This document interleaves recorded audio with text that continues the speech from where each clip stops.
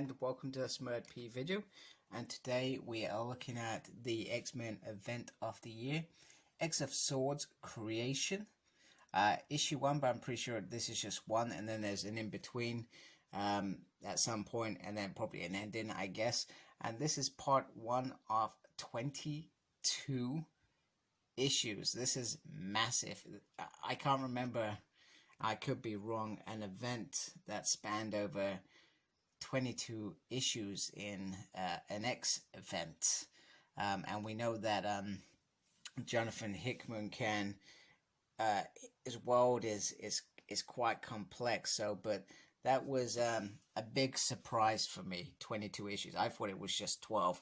But hey, I'm happy with 22 as long as there's a good story and I don't get bored during it. I don't, it loses what it's meant to mean. Like, if you remember Avengers versus X-Men, it started with one thing, and by the end of it, I was just mortified by how crazy it went. And don't get me wrong, changes are meant to happen in a big storyline and twists and all that good stuff.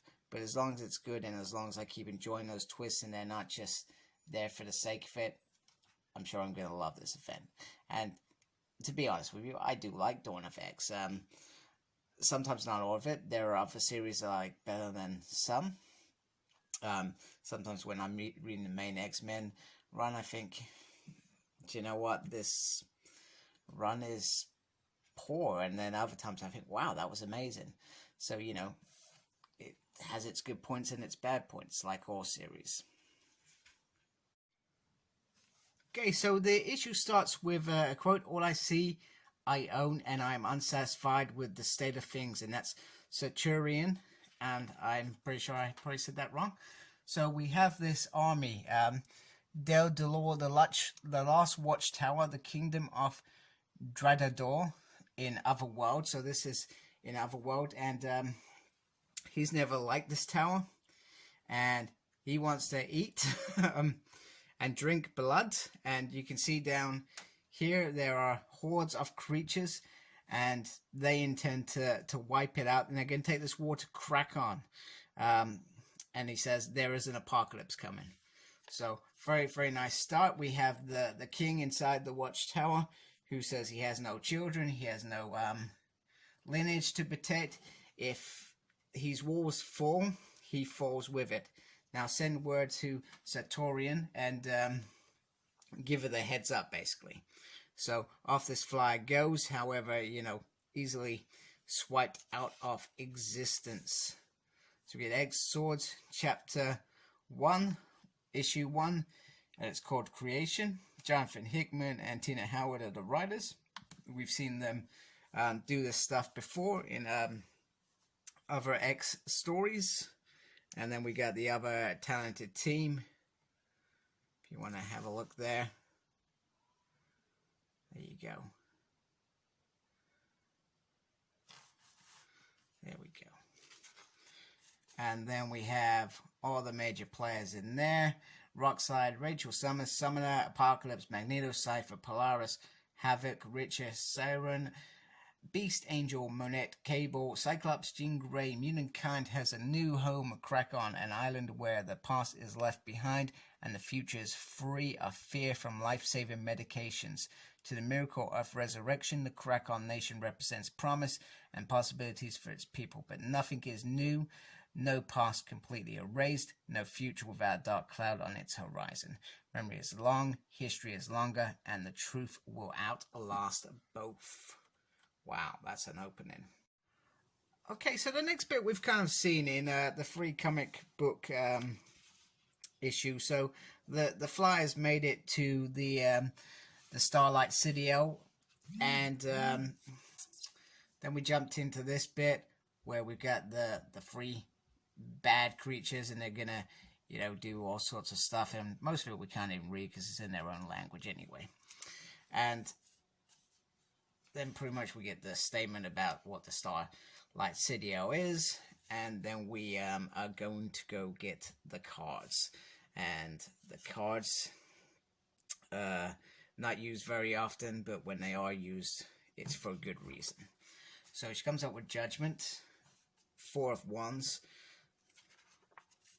the Hanged Man, 8 of Cups, 10 of Swords, and there's this Fortune below. So there's this little statement as well regarding a mutant called Terrence, and they actually go out to 2 other people, different places in the world, and they still come up with the same results in the same order.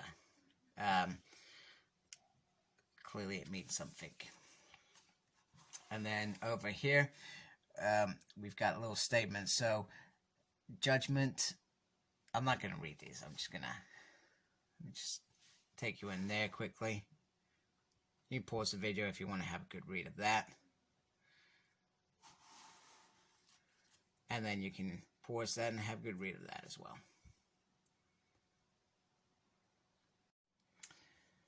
Okay, so the gate opens and comes through this mighty creature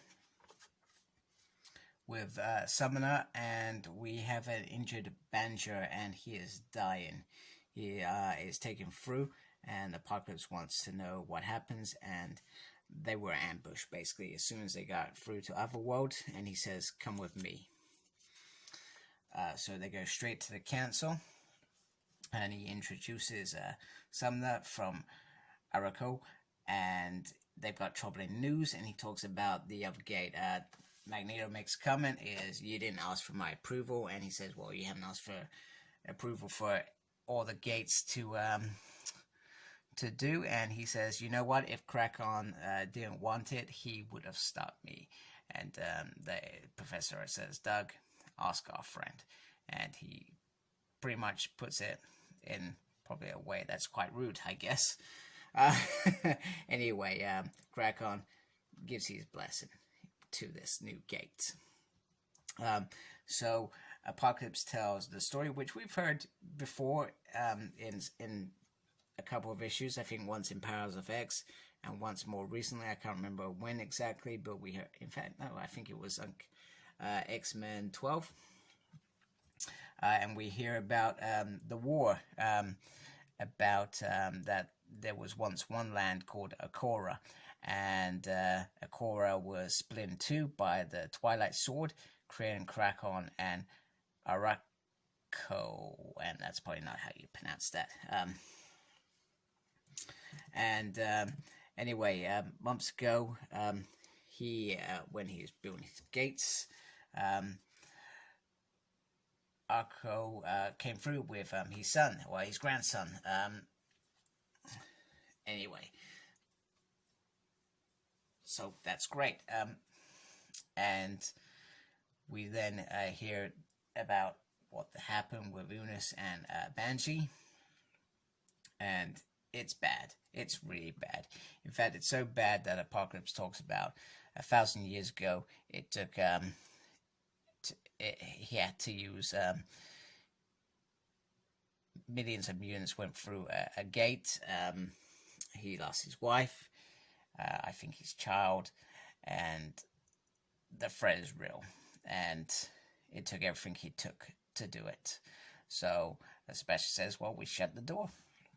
Storm says, after we save Unus, and Phoenix says, "I'll get Scott, we'll lead a rescue mission." Apocalypse says, "No, he'll go." It's probably feels a bit of responsibility, and he has a keen interest in this stuff. And Mr. says, "That's perfect, go, we'll shut the door after you." Anyway, Exodus and Nightcrawler express that they are certainly feeling something going on anyway. And Professor X says, if we can go to Otherworld, why did we need a larger gate anyway? And Apocalypse talks about that this external gate may not have limited access to mutants because Krakon doesn't really have control on it. And then it comes back to we should destroy it.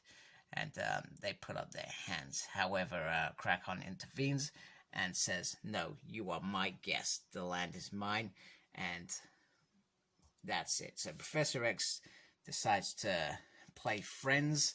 However, he does not get the response that he wants.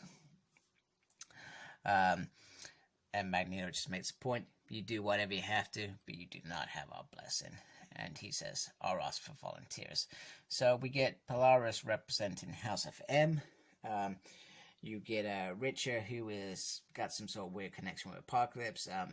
I believe that's explored in the Excalibur series. And Rockslide is there because he's friends with Summoner, which is great. Siren is there because Banshee. And Beast is curious, and Archangel doesn't trust him. And Monette is the odd one out. And it appears that she may be interested in this other world, which is maybe setting up for future stories. Then we get a map of Otherworld. So let me just try and zoom that in a little bit there. So you can see there. Let's take it out a little bit. And we get this side here. So interesting stuff. And then we get Otherworld Kingdoms. So these are all the kingdoms there as well. So we've seen Dryadar in this one already. Okay, so Rachel Gray, they believe that Banshee is going to heal quite well, which is good. The only problem is he's mind screaming at the moment. So Rachel agrees with her brother that they are going to go into his mind and investigate what's going on. We get this nice little moment with Apocalypse and Archangel, which is kind of cool because if you think about it, due to him giving him metal wings, probably afterwards they've not really had this kind of moment, which is absolutely blows you out of the water. And it's quite simple, you know. Apocalypse is happy to see him in this form, the Angel of Death, instead of with his normal wings. And Apocalypse says, you know what always blows my mind, sorry, it was no pun intended what I said earlier, our sins find us out, Apocalypse. One cannot call something a sin when it's a righteous work being done. That right there, that's what I'm talking about. It's no matter what you think, if it matters, it's okay if somebody else pays. And he says, if there's nothing you've done you regret, we soon see the horrors of this world, and Eunice being there. And we soon see what Apocalypse regrets. He regrets his children. He left them. He thought they were dead, and they're there in front of him. It's you know, for him, this is a miracle. Thousands of years, just, you know, he probably would have let this go a long time ago. We start seeing Banshee's memories, and something's not quite right. They're not finding the memory perhaps how it should be in this investigation. So Apocalypse, who he falls to his knees, it's like a dream to see his children, and they say that we want to remember you as you are, as a god. And he has lots of questions for them about how they've survived, as he calls it, this miracle. But they turn around that it was hell what they've endured. And, you know, he says, I'm sorry. And, you know, and this one here, don't know her name, she says regret is for the weak, which is true. Let's remember, Apocalypse has always been about strongest of the fittest. Survival of the fittest? Strongest of the fittest. Survival of the fittest. Whoever's fit will win. And she says it wasn't love that got us through what we suffered. And, well, that's probably what she would have said if she wasn't so busy ripping to pieces. And we can also see some of there as well getting stuck in. Siren slams in there with a no, and then we truly see it. We truly see the memory that Banshee had here, which is some of that betraying us, Apocalypse, probably Apocalypse more than mutants, but you know, mutants are part of it anyway. And we see the dream, and the mutant, Summoner can see them in this dream. It's quite out creepy, and she says, "That's not what you're looking for. That's not what you need." So I'm not sure if they're saying Kelskin or Summoner that. Was that? That might be Saturna. Yeah, no, that's Saturnin, who I think had a relationship with Rachel Grey when she was with Excalibur, so they must have crossed paths back in that original run at some point. And she says, this one says, you call an army a distraction. She says, you see an army, I see pawns. And she says, you said the hanged man was drawn, the Krakons have come. So the cards are starting to play out. Okay, so it's all out war, and the team are keen to get Apocalypse out, who has been gravely wounded. And Summoner says, you cannot save him. He cannot be saved. And Santo's response is, don't call me friend. He says he's a summoner of many things. Most of them are lives. And we played a game which seems to be Rockslide's undoing, because he's sliced in part. Meanwhile, Archangel and Beast and some of the other X-Men get Apocalypse out of the field. Meanwhile, this side, we learned from Saturn Reign, and I'm pretty sure I didn't say that. I probably not said it the whole way through this review. It's not a word that I am accustomed to saying outside of my head. And so Cable is speaking to Mommy and Daddy about how they can find what is missing from this piece of the puzzle. And Cyclops apparently knows where it is. So they've got their mission now. Meanwhile, Havoc, Polaris, and Monette are striking fear into their enemies, but Monette is not happy that Saturn, and I'm sorry, is up there just not doing anything. And she even makes a point saying, people call me cold, look at you. And her response is, I'll do what I want, child. And she says, run along, and Monette gets a little bit hurt. So Havoc says, you know what? We made a request. We made a nice invitation. Now it's time to make a request. So Polaris brings down the house, which I find pretty cool. Back on Earth, Cyclops, Cable, and Phoenix are continuing on with their journey. And we get this cool kind of sphere, whatever it is, over here.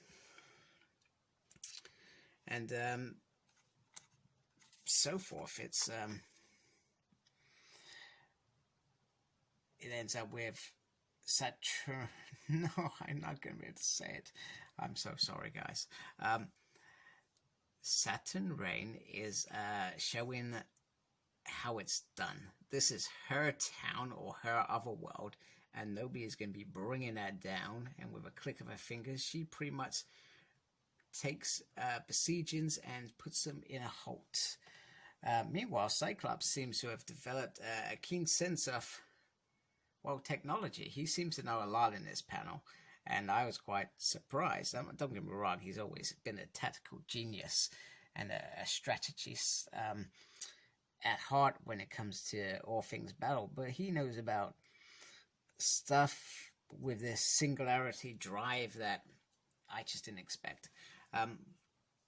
It says that it needs a power, and guess what?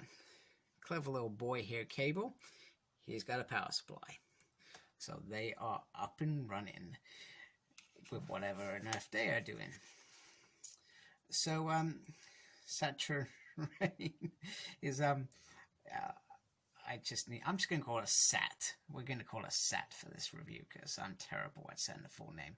She is trying to get to the bottom of what on earth is going, and she uses magic to turn this great big doggy thing into a little tiny pooch.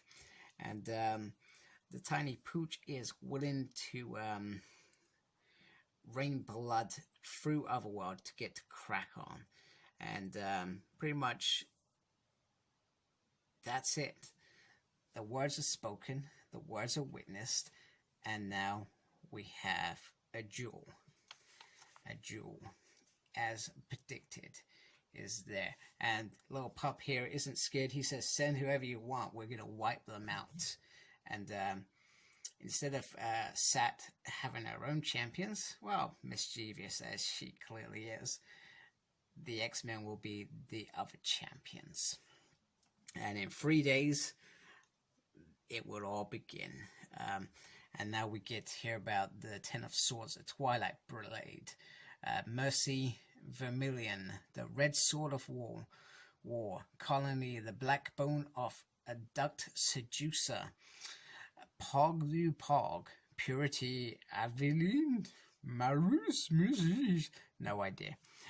Muramas, which I think is Wolverine's sword, the Sword of Might, the Starlight Sword, Grass Cutter, God Killer, Warlock, the Soul Sword, which is Ileana's, the Scarab, the Light of Calidor, and Skybreaker. Pretty cool. Not sure that I'm going to remember them at all. So they're the Ten of Swords, and we see Cable sticking his sword into this thing. 3 days it is coming. And Monet's about to get stuck into this, and Sad is just all chilled and stuff. The contest begins, and it's exactly what you think. There's no tricks here. It is what it is. And boom. Guess what else joins the party? Sword. The Orbital Space Peak. Absolutely crazy. And this went missing about 3 weeks ago. It just ceased. The power defense grid went offline. Efforts to contact the station had failed. All rescue missions had failed. Quarantine measures had been enacted. No one knew what happened. And that is the end of issue 1 of X of Swords. Now, I'm not going to lie. This was a beefy issue. But it was also very cool. It wasn't, when I first had a quick breeze through it, I thought, oh my god, I'm going to dread reading that. But it's got a lot of story in it. And I like story. I like characters' development. I'm not going to say I enjoyed saying some of the names that were in here. Probably didn't say half of them correctly. But it's good opening. So we know what the X of Swords is about. It is a duel to the death. And it's going to be X-Men versus Apocalypse's kids. How cool is that? So I actually have issue 2, and I'm hoping to review that in the next day, and obviously share that with you. In the meantime, I hope you like this review. Comment on my page, my channel, and subscribe to my channel. That would be awesome. And like my Facebook page, Smurd, like me on Instagram, Cyclops Smurd, like me on Twitter. I have no idea what I'm doing there, but I'm there. And as always, embrace the geekiness. Take care. Goodbye.